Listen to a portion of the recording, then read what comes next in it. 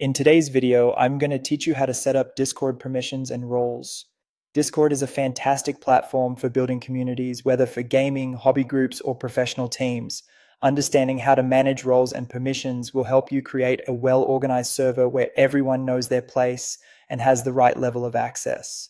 To get started, navigate over to discord.com. Once you're there, you'll need to log in. Look for the login option at the top of the page. Once you click on it, you'll be prompted to enter your email address and password. Make sure to type these in accurately to avoid login issues. After that, click the login button and you'll be taken to your main Discord dashboard. Now that you're in, let's get to the fun part of managing your server. Look at the top left corner of your Discord window and you'll see the name of your server. Click on it and a drop-down menu will appear. From here, go to server settings and then choose roles. And this section is where all the magic happens when it comes to managing roles. To create a new role, look for the Create Role button. Give some thought to the role's name, as it should clearly describe the position or responsibilities you're assigning. A clear and descriptive name helps keep things organized and professional. Then you can choose a role color. Assigning different colors to roles isn't just for aesthetics. It also visually distinguishes members with different roles both in chat and in the member list, making it easy to identify who holds what role at a glance.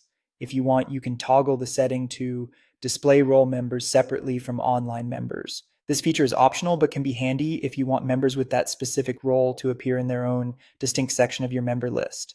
Once you've set all of these preferences, make sure you click Save Changes. This saves your role settings and ensures they are applied as expected. Next up is understanding permissions, which are crucial in controlling what members can or cannot do. Navigate over to the Permissions tab within the same role settings. Here you'll find a variety of permissions you can toggle on or off based on your needs. When you activate a permission, it will be marked with a green check mark indicating it's enabled. If you disable it, it will show a gray X, meaning it's turned off.